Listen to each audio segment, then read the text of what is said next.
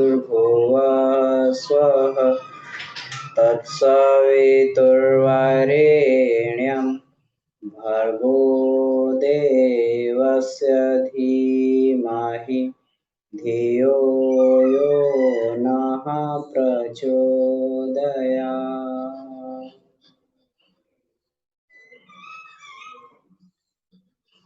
परम पूज्य गुरुदेव, वंदनीय माता जी और सभी ऋषि सत्ताओं को प्रणाम। आप सभी को प्रणाम। तो गायत्री की प्रचंड प्राण ऊर्जा विषय में हम लोग धीरे धीरे आगे बढ़ते जा रहे हैं और गायत्री ऊर्जा के गायत्री मंत्र की द्वारा प्राण ऊर्जा मिलने के विविध विविध आयामों पे हम लोग चर्चा कर रहे हैं।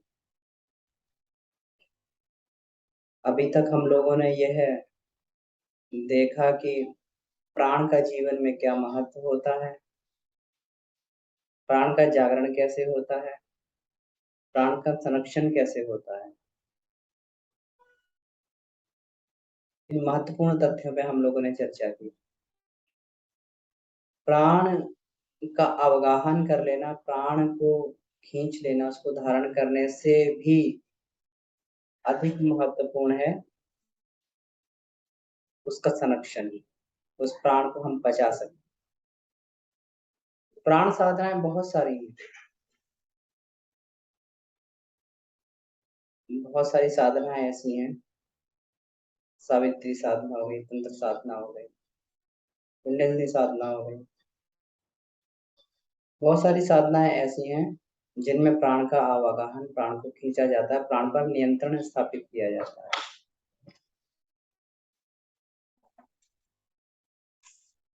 उग्र साधना में, कुंडलिनी साधना, तंत्र साधना में थोड़ा सा रिस्क भी रहता है इसमें कि अगर कोई कुपात्र व्यक्ति अगर इसको कर लेता है तो आगे चल के वही ऊर्जा उसके लिए घातक भी सिद्ध हो जाती है। खास करके तंत्र के लिए गुरुदेव ने कहा है कि कोई कुपात्र व्यक्ति अगर इसको कर लेता है तो तंत्र साधना बड़ी ही उग्र साधना है।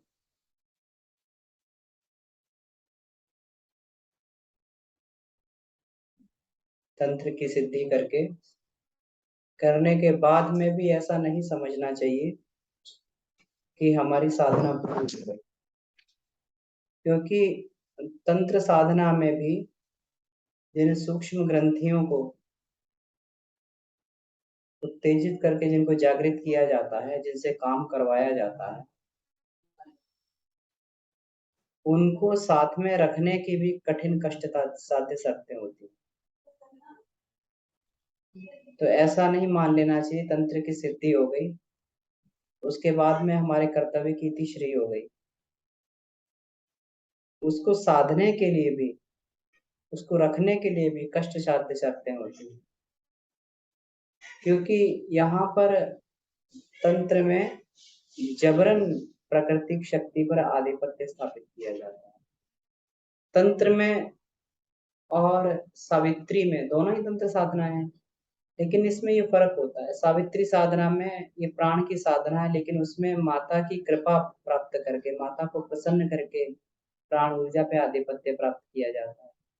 कुंडलिनी और तंत्र साधना में प्रकृति के प्रवाह को उलट के,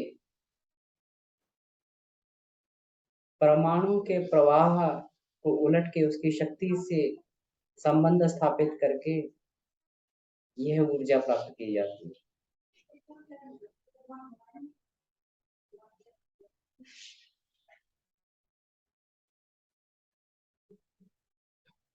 लेकिन जो गायत्री महाविद्या है, गायत्री शक्ति है, गायत्री उपासना साधना है, बड़ी ही निरापद साधना है।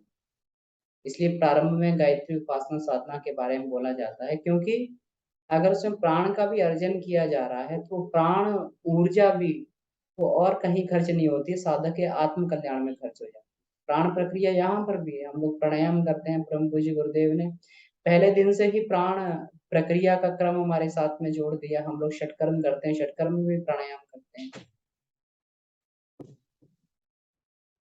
तो प्राण को तो वहां पर भी अर्जित किया जाता है, लेकिन वह प्राणियों की क्रिया आत्मिक परिष्कार में लगती है। लेकिन आगे चलकर जब व्यक्ति इस स्टेज को पार कर लेता है, आत्म परिष्कार हो जाता है, तब जब प्राणियों की क्रियाएं की जाती हैं, तब उसको फिर दूसरों को बदलने के लिए, युग को बदलने की क्रियाएं की जाती हैं।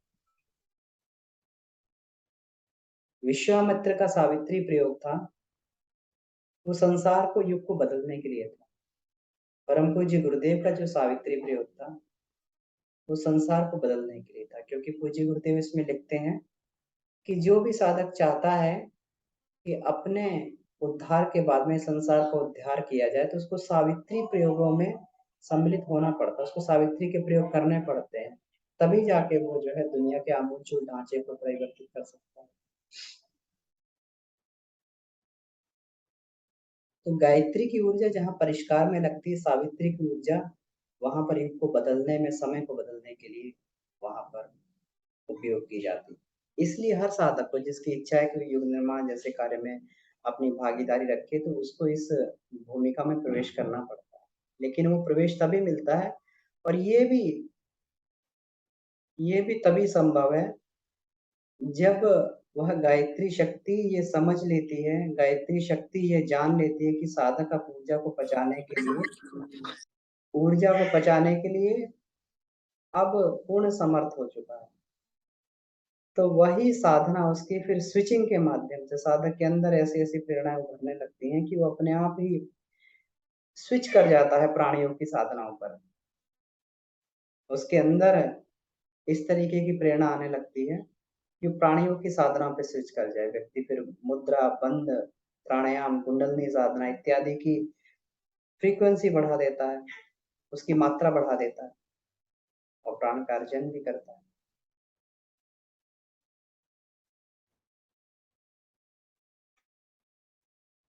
तो इसमें यहाँ कोई दो राय वाली बात नहीं है कि अगर हम लोग गायत्री साधना साधना कर रहे हैं तो सावित्री साधना कब करेंगे, कब स्विच करेंगे।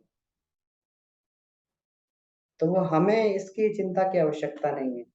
ये तो सविता की शक्ति, आदि शक्ति गायत्री ही साधक का अंतःकरण परिष्कृत करके उसको अपने आप फिर आगे सावित्री साधना की ओर उस रास्ते पे बढ़ा देती है। गायत्री साधना के बारे में अगर हम लोग बात करें, तो जैसे गायत्री की साधना व्यक्ति के जीवन में फलीभूत होती है, गायत्री की साधना व्यक्ति के जीवन में फलीभूत होती है,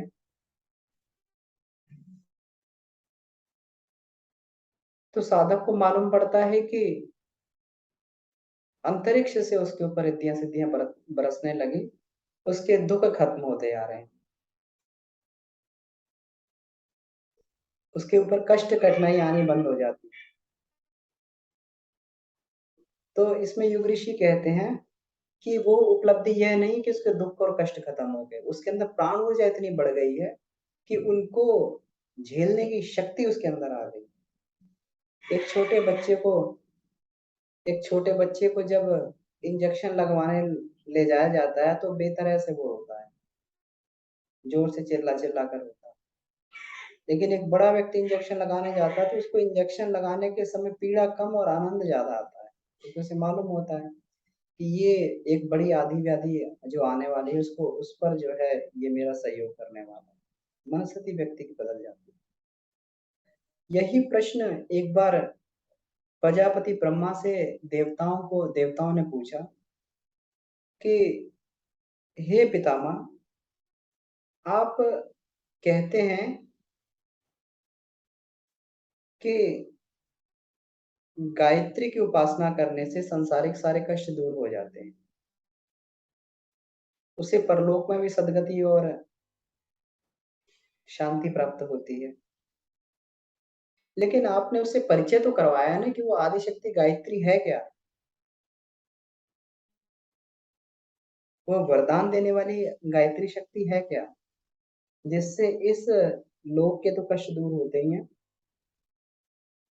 परलोक के भी कष्ट दूर हो जाते हैं।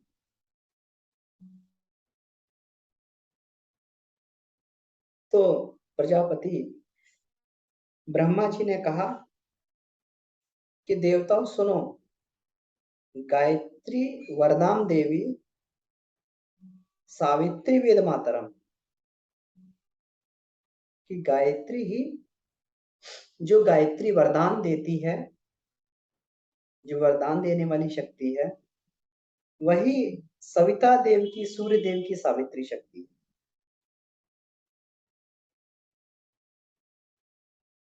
कि सूर्य देव की शक्ति को ही गायत्री शक्ति बोला जाता है, क्योंकि सूर्य यानी सविता ही इस पूरे के पूरे ब्रह्मांड का आदि कारण है और उसकी शक्ति का आदि स्रोत।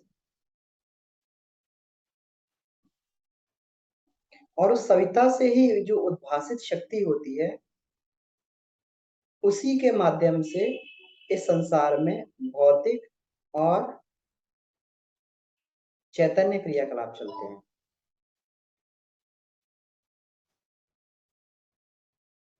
ये कहा गया है कि सविता सर्वभूतानां सर्वभावान शूयते, सर्वनाथ प्रेरणा चैव सविता तेन उच्यते। कि वह सविता की शक्ति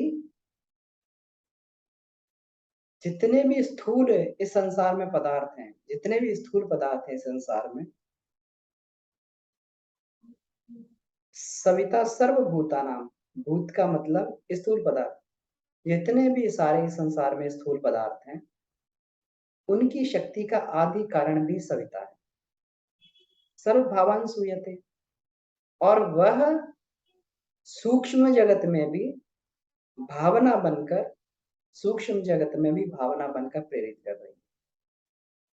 सर्वभावान सूयते सबनात् प्रेरणा चाहिए, सर्वनाथ प्रेरणा चाहिए, सब भावों में प्रेरणा का भी, सब जगत में, प्राणी जगत में भावना का भी, भावना भी प्रेरित कर रही है, भाव भी प्रेरित कर। हमारे ऋषियों ने बहुत पहले से ही ये जान लिया था कि भले वो स्थूल शक्ति हो या जो है सूक्ष्म शक्ति हो, चैतन्य शक्ति, ये सबका आधार जो है, ये सविता की, सूर्य की शक्ति है। सबका आधार सूर्य की शक्ति। अब धीरे धीरे धीरे धीरे चलकर जो हमारा भौतिक विज्ञान है, भौतिक विज्ञान अब उसके अंशों को कुछ हद तक समझने लगा है।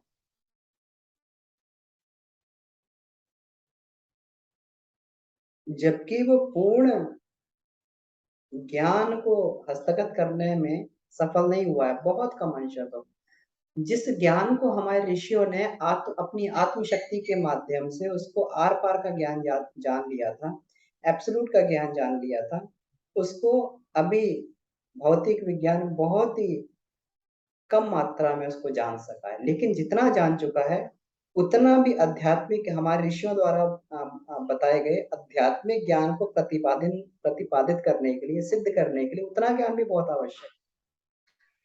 इसीलिए परम पूज्य गुरुदेव ने कहा कि आज जो आने वाला, आगे आने वाला अध्यात्म है, उन्होंने उन्होंने सन 80 में कह दिया था, जब उन्होंने ब्रह्म वर्चस्व की स्थापना की थी। उस समय ये कह दिया था, उस समय उन्होंने देख लिया था, 40 वर्ष पहले ही उन्होंने, 40-45 वर्ष पहले ही उन्होंने देख लिया था कि आगे आने वाला समय में जो है अध्यात्म को श्रद्धा के बल पर स्वीकार नहीं किया जाएगा, उसका प्रतिपादन करना पड़ेगा, उसको प्रूव करना पड़ेगा, उसको सीखना पड़ेगा, उसको सिद्ध करना पड़ेगा। इसी उद्देश्य को लेकर परम पूज्य गुरुदेव ने ब्रह्म वर्चस्व शोध संस्थान की स्थापना की थी कि जितना भी अभी तक भौतिक शोधें हो चुकी हैं, भौतिक जगत में जितनी रिसर्च हो चुकी है उसके माध्यम से आध्यात्मिक जगत की गूढ़तम रहस्यों को प्रतिपादित किया जा सकता है। कम से कम उसका एक दृष्टि मूल तो मिल जाएगा, थोड़ा सा उसका प्रवेश तो मिल जाएगा। यानी आज भौतिक विज्ञान के माध्यम से हमें आध्यात्मिक विज्ञान में प्रवेश मिल सकता है। आज की पीढ़ी जो है, अगर उसको इसीलिए कहते हैं कि आज भगवान को प्राप्त करना बहुत आसान है। पहले तो व्यक्ति श्रद्धा के बल पर, उन्हें मालूम नहीं होता था, विजुलाइज नहीं कर पाते थे चीजों को, और श्रद्धा के बल पर ही, अपनी मान्यता के बल पर ही वो लोग प्रयास करते थे और धीरे धीरे जो है वो सिद्ध होने लगती थी चीजें। लेकिन आज जो चीजें पहले अनुभव के आधार पर सिद्ध होती थी, व्यक्ति वो पहले ही प्रवेश करने से पहले विजुलाइज कर लेता। ध्यान करता तो ध्यान में किस प्रकार की अल्फा बीटा गामा थीटा इत्यादि किरणें निकलती हैं, तो किस समय साधक की किस प्रकार की ध्यान की स्थिति होती है, उसके उसके जो है ये ध्यान में जाने के बाद में कौन कौन से केमिकल कॉम्पोजिशन हमारी बॉडी में परिवर्तित हो जाते हैं, किस प्रकार के हार्मोन का सिक्रेशन होता है, ये पूरा का पूरा विज्ञान बता देता है। इलेक्ट्रोएन्सेफेलोग्राम में वो देख लेता है कौन कौन से जो है ये किरणें निकल रही हैं, तो बड़ा हो गया, सिद्ध हो गया। फंक्शनल एमआरआई एफएमआरआई में देख लेता है कि मस्तिष्क में ध्यान के समय कौन से परिवर्तन हो रहे हैं, और फंक्शनल एमआरआई की फंक्शन करते समय अगर कोई कंपोनेंट हमारा फंक्शन कर रहा है तो उसमें किस स्तर की उत्तेजना, किस स्तर की उसमें एक्टिविटी हो रही है, ये सब देख लेता है। तो इस समय में भगवान को प्राप्त करना, ईश्वर को प्राप्त करना बहुत ही आसान हो जाता है, क्योंकि वहां प्रथम कक्षा में ही प्रवेश करते ही व्यक्ति यह देख लेता है कि अध्यात्म की विशेषता क्या है, और धीरे धीरे फिर उस रास्ते को बढ़ने लगता है। इसलिए ईश्वर विश्वास करना इस समय में बहुत ही अधिक, ईश्वर के ऊपर विश्वास करना इस समय में बहुत ही आसान बनता जा रहा है। तो आज के समय में जो बात कही जाती है, जो हमारे सूक्ष्मदर्शी ऋषियों ने जो चीज को पहले इसमें पहचान लिया था, जो ये कहा था कि हर कण कण के अंदर ईश्वर का वास्य है, ईशावास्यम इदम सर्वम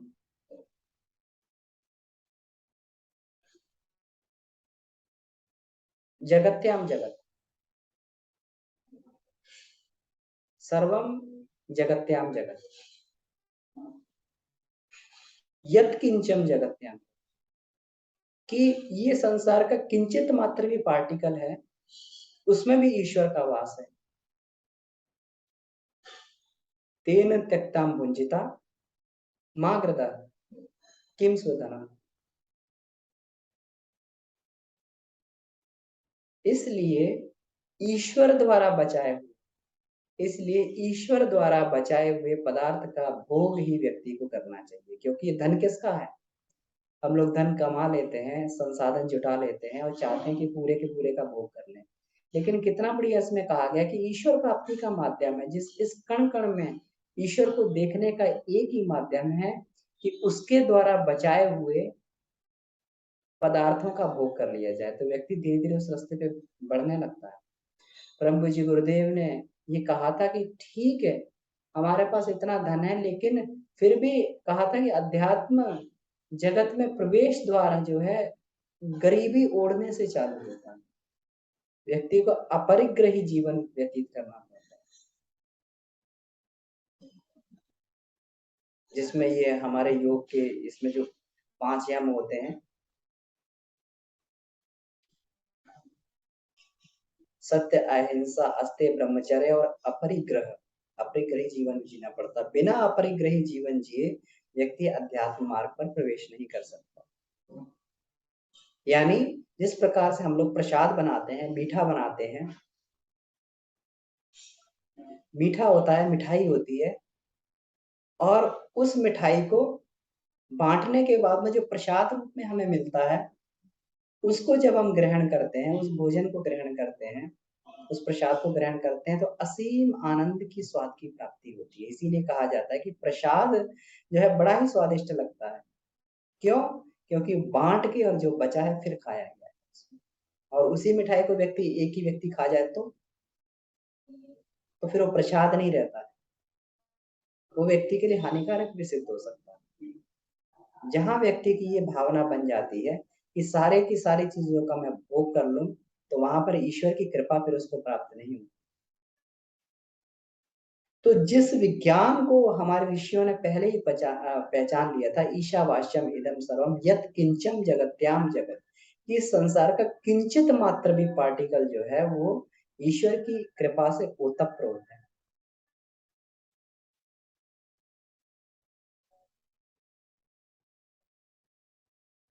तो उस बात को आज जो है विज्ञान इसको सिद्ध करता हुआ चला जा रहा है।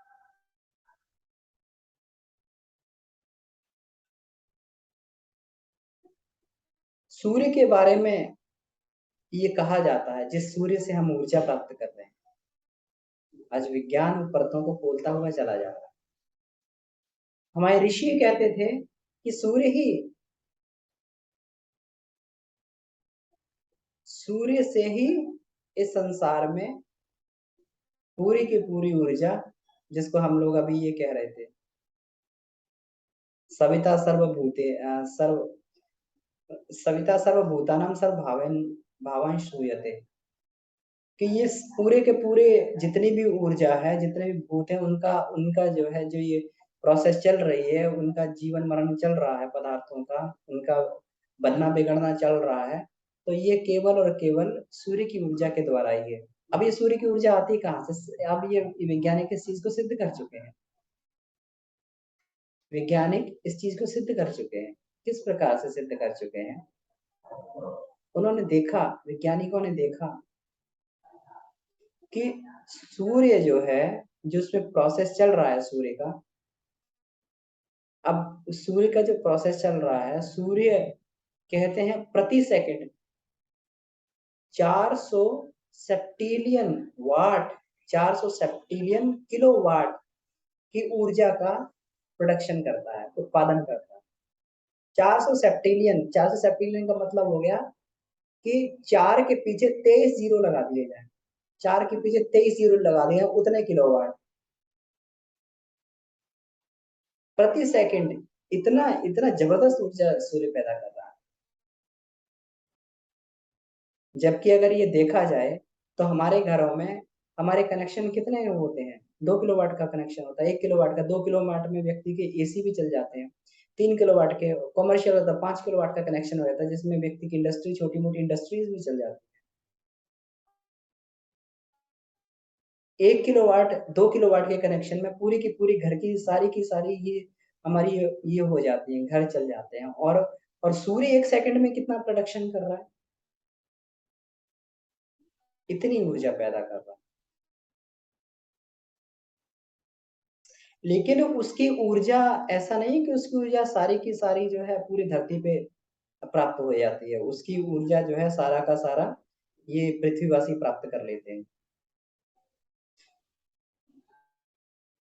उसकी ऊर्जा में से 200 ट्रिलियन, 200 ट्रिलियन किलोवाट ही ऊर्जा जो है पृथ्वी को मिल पाती है। 200 किलोवाट, 200 ट्रिलियन, 200 ट्रिलियन किलोवाट ऊर्जा पृथ्वी को मिल पाती है। और 200 ट्रिलियन किलोवाट ऊर्जा में से मनुष्य केवल 1,000वां भाग प्राप्त करता है। यानी जो हमें धूप मिलती है, जो हमें इसके माध्यम से जो है गर्मी मिल रही है, हमारा शरीर काम कर रहा है, हमारे जो है ये पूरा का पूरा केवल मनुष्य केवल 1,000वां हिस्सा यूज कर पाता है। बाकी 999वां हिस्सा इसका जो है सूर्य का, वो कहाँ पर खपत हो जाता है? वो हमारी ये समुद्र की हलचलें, मौसम का परिवर्तन, पृथ्वी पहाड़ों की हलचलें, जो गतिविधियां चल रही हैं उसमें खर्च हो जाता है। जो पृथ्वी में जो कोयला बन रहा है, पृथ्वी में जो पेट्रोलियम के रिसोर्स बन रहे हैं, जो गैस बन रही है, मेटल बन रहे हैं, ये पूरा का पूरा जो है 999वां भाग उसमें लग जाता है। एक केवल परसेंट, 1,000 में से 1वां भाग जो है केवल ये उपयोग है। तो कितनी ऊर्जा सूर्य प्रोडक्शन कर रहा है, ये आती कहाँ से है? ये ऊर्जा आती कहाँ से? अब देखिए कितना हमारे ऋषियों की बात को साइंस जो किस प्रकार से प्रतिपादित करती जा रही है, कि ये ऊर्जा आती कहाँ से? भौतिक ऊर्जा की बात चल रही है, आती कहाँ से है? इसका कारण है विज्ञान को भी नहीं मालूम है कहाँ से आती है। विज्ञान केवल इतना बताता है कि जो हाइड्रोजन होती है, हाइड्रोजन जब हीलियम में बदलती है, यानी हाइड्रोजन में एक प्रोटॉन एक इलेक्ट्रॉन होता है, तो जब ये इसमें हीलियम में बदलती है, हीलियम सबसे हल्की गैस है। तो उस समय जो ऊर्जा, जब ये फ्यूज होते हैं, दो दो नाभिक जब आपस में फ्यूज होते हैं, आपस में जुड़ते हैं, तो उस समय जो है ये ऊर्जा वहां से प्रोडक्शन होती है, ये ऊर्जा वहां से बनती है। और जब ये ऊर्जा बनती है तो ताप के रूप में ये विसर्जित होती है ऊर्जा। तो हाइड्रोजन जो प्रोसेस है, हाइड्रोजन जो हीलियम में बदल रहा है, वही सूर्य की ऊर्जा का आधार है। और ये कहाँ पर होता है? ये प्रोसेस जो है सूर्य के नाभिक में जाकर होता है, न्यूक्लियस में जाकर होता है। ये होता कैसे है कि द्रव्यमान ऊर्जा में कैसे बदल रहा है? यहाँ तो बात हो रही है कि दो द्रव्यमान आपस में मिलकर ऊर्जा में बदल रहे हैं, लेकिन कैसे बदल रहे हैं? दो द्रव्यमान मिलकर, यानी दो मास मिलकर एक सिंगल मास बन जाना चाहिए, तो ऊर्जा कहाँ से अस्तित्व में आ गई? इसमें बड़ी तेजी से सूर्य के नाभिक में, सूर्य के न्यूक्लियस में बड़ा तेजी से परिवर्तन हो रहा है।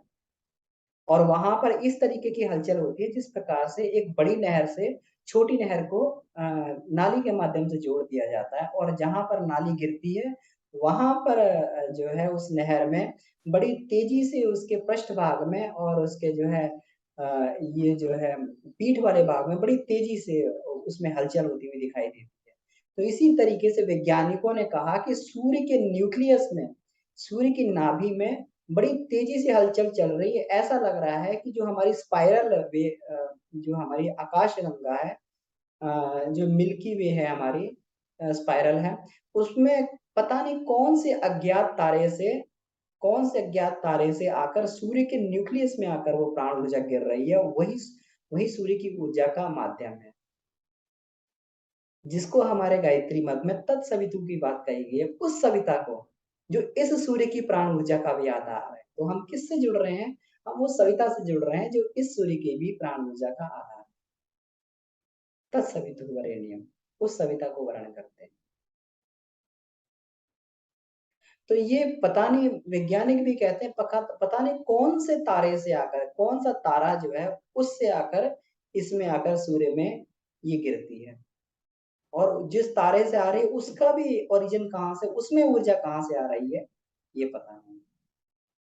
लेकिन हमारा भारतीय विज्ञान, आध्यात्मिक विज्ञान इसको बताता है सविता सर्वभूता। इसी तरीके से हाइड्रोजन हीलियम में बदलता है तो सूर्य को ऊर्जा मिलती है, सूर्य हमें ऊर्जा देता है।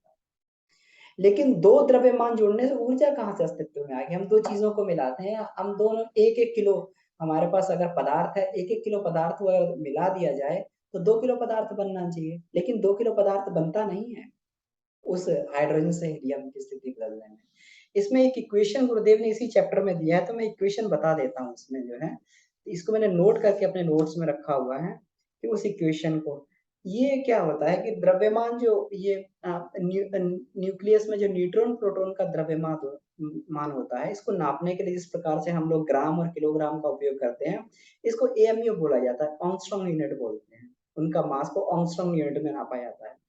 तो अगर हम ये देखें कि न्यूक्लियस में प्रोटॉन होता है और न्यूट्रॉन होता है। न्यूट्रॉन जो है ये न्यूट्रल चार्ज होता है, और प्रोटॉन जो है वो पॉजिटिव चार्ज होता है। इलेक्ट्रोनेगेटिव चार्ज होते हैं जो बाहर की कक्षा में घूमते रहते हैं, न्यूक्लियस के आसपास चक्कर लगाते रहते हैं। तो नाभिक, क्योंकि नाभिक में क्रिया हो रही है, तो नाभिक में ये अगर ये नापा जाए, क्योंकि न्यूक्लियस दोनों मिल रहे हैं, वहां पर जो है दोनों हाइड्रोजन के परमाणुओं के, एटम के दो न्यूक्लियस आपस में मिल रहे हैं और न्यूक्लियस मिलके हीलियम बन रहा है। तो इस केस में ऊर्जा कहाँ से आती है?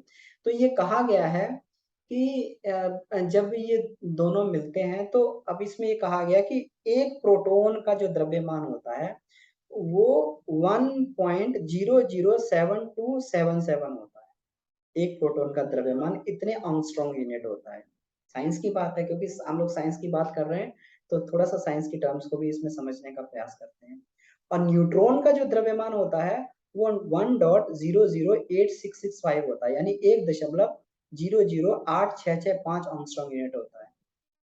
अब दो न्यूट्रॉन दो प्रोटॉन आपस में मिल रहे हैं, यानी दो हाइड्रोजन एटम मिल रहे हैं, तो वहां पर जो है एक हाइड्रोजन का न्यूट्रॉन दूसरे हाइड्रोजन के न्यूट्रॉन से मिल रहा है, एक हाइड्रोजन का प्रोटॉन दूसरे हाइड्रोजन के प्रोटॉन से मिक्स हो रहा है आपस में। तो इनका जो है दोनों का द्रव्यमान कितना आ जाता है, दोनों के न्यूट्रॉन का वजन जो है 2.014554 हो जाता है, यानी 2.014554 हो जाता है। और दूसरे जो है इसमें प्रोटॉन का जो भार है वो 2.01733 बन जाता है। अब इन तीनों को जोड़ दिया जाए तो ये बन जाता है 4.0311184 बन जाता है। लेकिन ताज्जुब की बात यह है कि दोनों मिलके इतना वजन नहीं बन पाता है। हीलियम का जो न्यूक्लियस का वजन है, हीलियम के जो न्यूक्लियस का वजन है वो केवल और केवल 4.00262 रहता है। यानी पूरा वजन जो दोनों मिलकर जो द्रव्यमान बनना चाहिए था, जो इनका भार बनना चाहिए था, वो 4.0311184 बनना चाहिए था। लेकिन वो बना कितना, वो बना केवल 4.00262 बना केवल।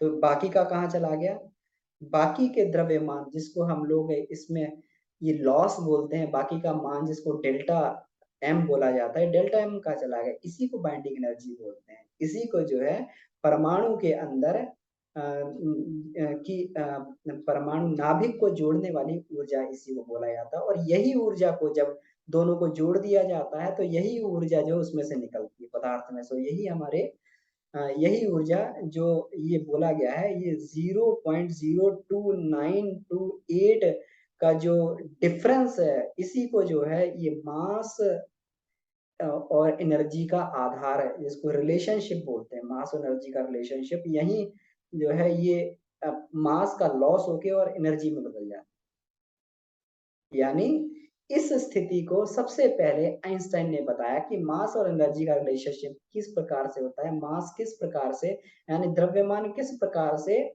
जो है ये एनर्जी में बदल रहा है। जब ये एनर्जी में बदलती है यानी इसका जो है 3/100वां भाग है, द्रव्यमान का 3/100वां भाग वो ऊर्जा की फॉर्म में रहता है। और यही सूर्य की ऊर्जा का आधार, यही जगत की ऊर्जा का आधार है।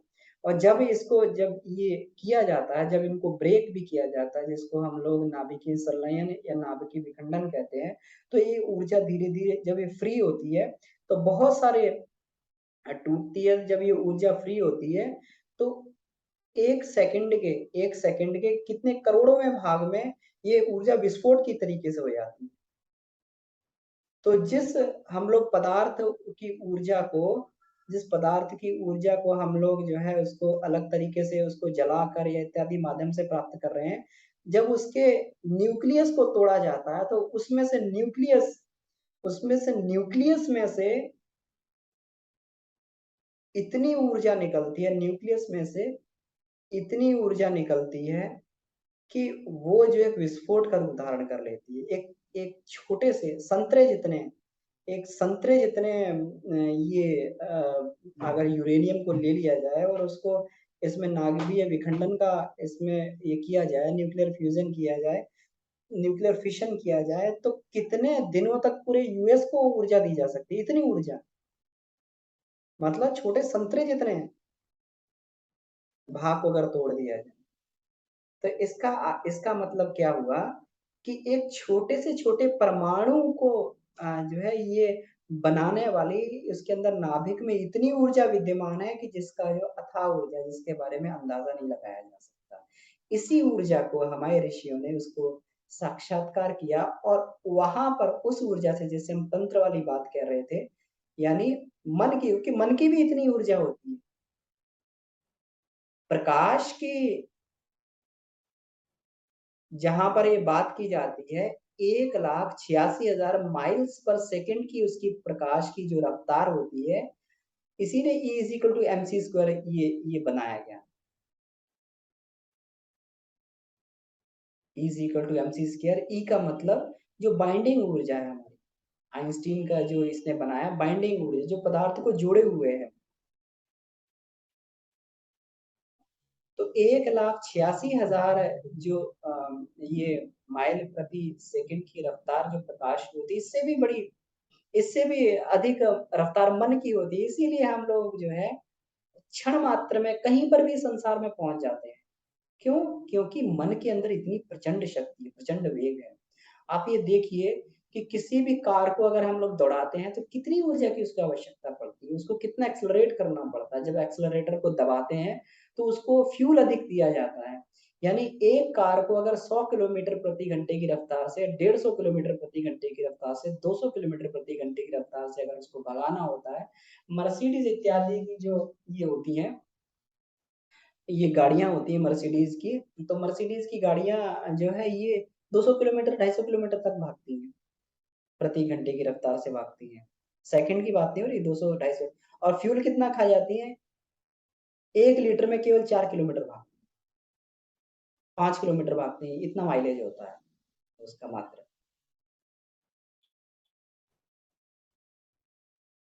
हमारी कार कितना भागती है? एक जो है इसमें जो ये कार इत्यादि की ये स्पीड होती है फोर व्हीलर की, 10 किलोमीटर तक भागती है 1 लीटर। कितना फ्यूल खत्म हो जाता है। यानी कुछ किलोमीटर प्रति घंटे की रफ्तार को प्राप्त करने के लिए हमें 1 लीटर पेट्रोल खर्च करना पड़ रहा है।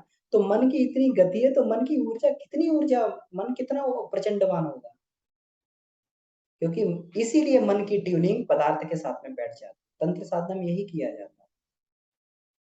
योगी अपनी मन स्थिति के कारण अपने मन से उस ऊर्जा के साथ में संबद्ध हो जाते हैं और फिर उस ऊर्जा का मनमाना प्रयोग कर लेते हैं, जो लाखों हजारों वाट, हजारों लाखों वाट के रूप में, हजारों लाखों वाट के रूप में उस पदार्थ में ऊर्जा के रूप में व्याप्त है, ऊर्जा के रूप में विद्यमान है। उसका उपयोग कर लिया जाता है, तंत्र में ही उपयोग किया जाता है। तंत्र में उसी ऊर्जा का उपयोग किया था और उसी ऊर्जा का संधान करके व्यक्ति चमत्कारी काम कर देता था। हम लोग रामायण के युद्ध देखते हैं, रामायण सीरियल देखते हैं, तो उसमें ये एक एक एक बाण केवल छोड़ा जाता था। भगवान एक बाण छोड़ते थे और वो बाण हजारों लाखों बाण में परिवर्तित हो जाते थे। किस प्रकार से? न्यूक्लियर फिशन है, जिसमें एक न्यूट्रॉन फिर 1 से 2, 2 से 4, 4 से 8 मल्टीप्लाई होता हुआ चला जाता है,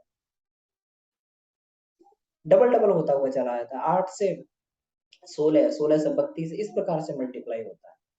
ये सारी की सारी जो है उसी उसी को आज हम लोग जिसको न्यूक्लियर फिशन और फ्यूजन देख रहे हैं, वही तंत्र का आधार था। और इसमें मानसिक ऊर्जा के द्वारा, क्योंकि मन की स्पीड उतनी है, मन की ऊर्जा उतनी है, तो इस ऊर्जा में पदार्थगत ऊर्जा के साथ में वो अपना संबंध स्थापित करके वहां पर जो है उस ऊर्जा का उपयोग कर लेती थी। इसी को तंत्र, इसी से जो है हमारे जो ऋषि मुनि लोग जो इसके जानकार थे, तंत्र के जानकार थे, जिसमें जो हमारे तंत्र के गुरु गोरखनाथ हो गए, मछेंद्र नाथ हो गए, नागार्जुन हो गए, ये सब लोग तंत्र के प्रयोग करके, हमारे भगवान राम थे, ये तंत्र के प्रयोक्ता थे, सावित्री के प्रयोक्ता बोले जाते थे। भगवान राम ने जो युद्ध लड़ा पूरे के पूरे तंत्र प्रयोगों से हुआ। ये जो हमारा ये पुष्पक विमान चलता था, तंत्र का प्रयोग था उसमें, कि जितने लोग आ जाते थे उसमें उतना ही ये विस्तार हो जाता था, और जितने कम हो जाते थे उतना ही उसका जो है ये विस्तार खत्म हो जाता था, उतना ही विस्तार कम हो जाता था। ये सारे के सारे तंत्र का प्रयोग, रावण बहुत बड़ा तंत्र करता था, इसी कारण जो है लोग तंत्र के प्रयोग करने की, राक्षस जो है तंत्र के प्रयोगता थे,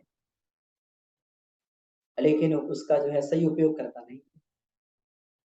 तो परमाणु के अंदर की शक्ति को, न्यूक्लियस के अंदर की शक्ति का इस्तेमाल करके ही ये तंत्र का प्रयोग है, हमारे ऋषि मुनि जानते थे। और ये स्थूल पदार्थ की शक्ति है, सूक्ष्म पदार्थ की शक्ति का उपयोग तो इससे भी हजारों लाखों गुना इसमें अधिक है।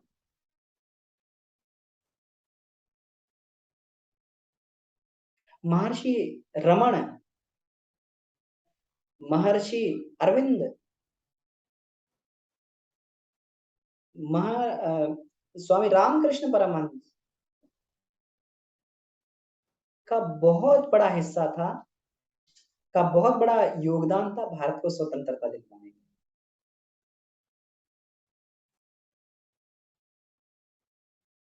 भले ही वो लोग स्थूल रूप से स्वतंत्रता संग्राम में नहीं उतरे, महर्षि अरविंद तो थोड़ा बहुत स्वतंत्रता संग्राम में उतरे थे, थोड़ा बहुत बम बम बनाने के प्रयोग किए थे, लेकिन उन्होंने देखा कि छुटपुट प्रयोग से जो है ये काम नहीं चलने वाला। पौंडीचेरी में जाके एकांत में साधना करने, महर्षि रमन अरुणाचल पर्वत पर जाकर वहां पर जो है ये प्रचंड साधना करने लगे। उन्होंने पूरे के पूरे चेतन जगत को हिला दिया, पूरे के पूरे चेतन जगत को इतना गर्म कर दिया कि उसमें हजारों लाखों स्वतंत्रता संग्राम सेनानी कूद कूद पड़े आकर और देश को स्वतंत्र कर दिया। ये चेतना जगत को हिलाने की, जो स्थूल जगत की बात कर रहे थे, ये चेतना जगत को हिलाने की शक्ति है, जिसमें जिसके कारण लाखों अरबों लोगों का चिंतन बदला जा सकता है, विचार बदला जा सकता है, चेतन की शक्ति है। तो गायत्री शक्ति यही है। इसीलिए गायत्री को गायत्री वही तेजा बोला जाता है। गायत्री तेज है और तेज ही गायत्री है। इस संसार में स्थूल और जो सूक्ष्म शक्ति है वो केवल और केवल गायत्री है। गायत्री साधक इसीलिए गायत्री के द्वारा इस संसार में व्याप्त सविता के साथ में अपना मानसिक संबंध स्थापित कर लेता है, वो चार्ज होने लगता है। गायत्री उपासना के बाद में जो व्यक्ति चार्ज होता है, ये इसी माध्यम से चार्ज होता है कि वो सूक्ष्म के साथ में अपना संबंध स्थापित कर लेता है और चार्ज होने लगता है, मानसिक संबंध स्थापित कर लेता है। यही गायत्री की शक्ति का आधार है और हमारे ऋषि मुनि लोग इसी माध्यम से अपना परिष्कार करते हुए आए हैं, इसी माध्यम के कारण अपना जो है ये विस्तार करते हुए आए हैं, गायत्री की ऊर्जा के साथ। और धीरे धीरे व्यक्ति वो गायत्री की ऊर्जा को आत्मसात करके अपने प्राण का परिष्कार करता हुआ फिर प्राण का प्रयोक्ता भी हो जाता है। जिस प्रकार विश्वामित्र ने अपनी गायत्री की सावित्री की ऊर्जा को इस युग परिवर्तन के लिए लगा दिया, परम पूज्य गुरुदेव ने अपनी गायत्री सावित्री की ऊर्जा को युग परिवर्तन करने के लिए हजारों लोगों का, लाखों लोगों का एक समय एक ही समय में उनका विचार बदल दिया। इसी को विचार क्रांति बोलते हैं। हर चीज इस संसार में परिवर्तनशील है, लेकिन क्रांति क्या है, विचार क्या है, विचार क्रांति क्या है? फिर एक ही समय में हर चीज इसमें परिवर्तनशील है, लेकिन अगर कोई परिवर्तन धीरे धीरे होता है तो प्रकृति के हिसाब से उसको बोलते हैं कि परिवर्तन चल रहा है प्रकृति के हिसाब से। लेकिन अगर कोई चीज बहुत तीव्रता से परिवर्तित होती है तो उसको क्रांति बोला जाता है। तो जहां पर हजारों लाखों लोगों के विचार जो है एक साथ बदलते हैं, क्षण भर में लोगों के विचार बदल जाते हैं, उसी को विचार क्रांति बोला जाता है। और जिस दिन युग परिवर्तन अभी अभी सूक्ष्म जगत में हो चुका है, अब केवल कमी है तो केवल केवल मनुष्य के पुरुषार्थ की, क्योंकि कभी भी कोई भी ईश्वरीय सत्ता होती है वो अपने ऊपर श्रेय नहीं लेती, मनुष्य को उसको जो श्रेय देकर और उसको उससे काम करवाती है। जिस दिन मनुष्य का पुरुषार्थ उसमें लग जाएगा, जहां दिखने लगेगा, तो तुरंत जो है फिर पटाक शेक करने का रह जाएगा और तुरंत विचार क्रांति हो जाएगी। किस माध्यम से? गायत्री की शक्ति के माध्यम से। इसीलिए गायत्री को तेज कहा जाता है और तेज को ही गायत्री कहा जाती है। जो आज के हमारे चैप्टर का ये था, मूल था कि किस प्रकार से गायत्री का तेज जो है सूक्ष्म और स्थूल में व्याप्त है और किस प्रकार से संसार की प्रक्रिया उसी माध्यम से चल रही है। तो ठीक है, आज की कक्षा को हम लोग यही समाप्त करते हैं। अगर किसी को कोई प्रश्न उत्तर हो तो प्रश्नों पर हम लोग चर्चा कर सकते हैं। किन्हीं का भी कोई प्रश्न हो, अगर इसमें प्रश्न लगता हो तो कहीं से भी कोई प्रश्न हो तो उस पर हम लोग चर्चा कर सकते हैं, या आज की कक्षा में कुछ चीज क्लियर ना हो पाई हो या अपना कोई अनुभव इसमें जोड़ना हो तो इस पर चर्चा की जा सकती है।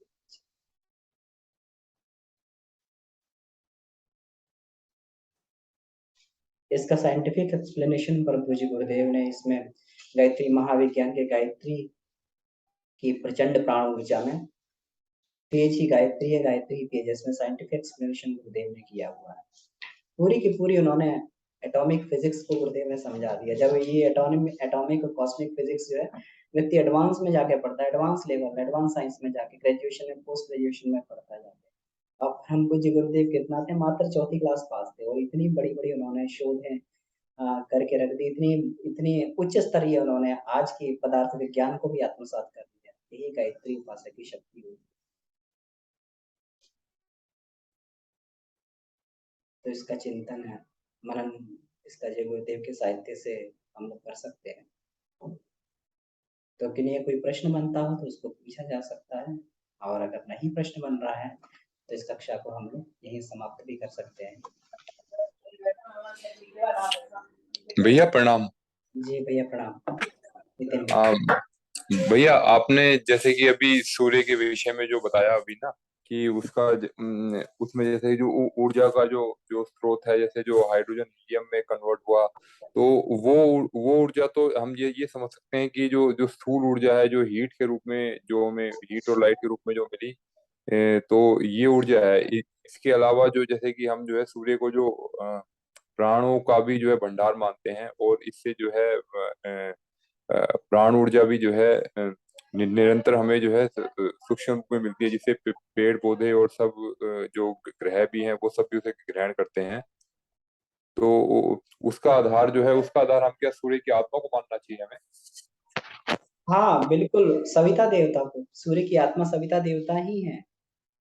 और सविता देवता सविता देवता ही ये जो है सूक्ष्म में प्राण बनकर जो है सबको स्पंदित कर रहे हैं, क्योंकि प्राण से ही चेतनात्मक स्पंदन होता है। अगर कोई व्यक्ति मृत घोषित कर दिया जाए तो उसका मतलब से प्राण का स्पंदन खत्म हो गया, तो चेतना का आधार प्राण ही है, और ये पांचों प्राण ही जो चेतना जगत के आधार है। तो सविता देवता जो इनका ये है, सूर्य का जो ये हमारा सूक्ष्म रूप है, आत्मा है सविता देवता, तो उन्हीं से हम लोग प्राण तत्व ग्रहण करते हैं सूक्ष्म रूप, और उसी से हमारी चेतना में स्पंदन पैदा होते हैं, उसी से व्यक्ति अलग अलग एक्टिविटीज करता है।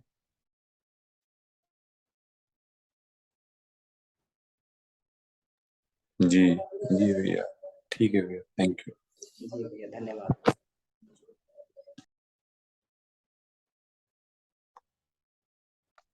तो ये बड़ी अद्भुत साइंस है। ये धीरे धीरे जैसे जैसे व्यक्ति आगे बढ़ता है, तो प्राणों का पूरा वो प्राणों का दृष्टा हो जाता है, प्राण देख लेता है कि ये प्राण किस तरीके से काम कर रहा है। तो जो चीजें किसी सामान्य व्यक्ति को समझ में नहीं आती, वो गायत्री उपासक समझ में लगता है। इसी को विवेक दृष्टि बोला जाता है, कि मेरा प्राण किस दिशा में बह रहा है और उसे किस दिशा में कैसे मोड़ना है, कहाँ बह रहा है और किस दिशा में कैसे मोड़ना है, ये गायत्री उपासक समझ जाता है। इसलिए प्राण विद्या के कारण गायत्री उपासक की प्रगति होती है, इसीलिए उसको विवेक दृष्टि मिलती है, इसीलिए वो सत्य का साक्षात्कार कर लेता है, जिसे हम लोग एब्सोल्यूट ट्रुथ बोलते हैं, रितंबरा बोलते हैं। तो रितंबरा प्राण विद्या पर ही आधारित है, कि प्राण का किस प्रकार से संसार में उपयोग हो रहा है, किस प्रकार से इसमें ट्रांसफॉर्मेशन हो रहा है, प्राण कैसे काम कर रहा है। तो ये समझने के बाद में वो पूरी की पूरी सृष्टि के गूढ़ रहस्यों का ज्ञाता हो जाता है। जी।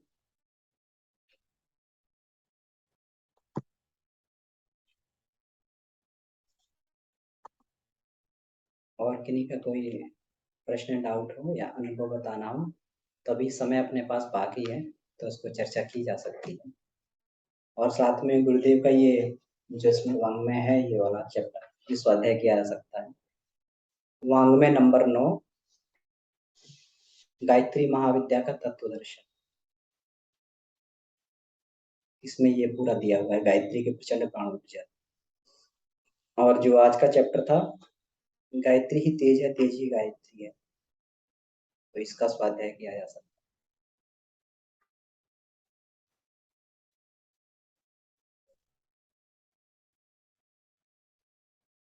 तो ठीक है, अगर किन्हीं का कोई प्रश्न नहीं है, तो हम लोग आज के इस कक्षा को यहीं, स्वाध्याय क्रम को यहीं समाप्त कर सकते हैं।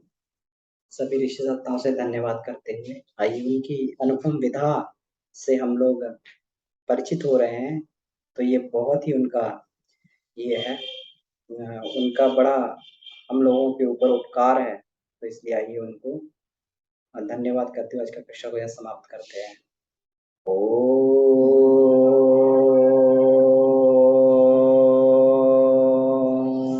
शांति शांति शांति। समाप्त। आप सभी को प्रणाम।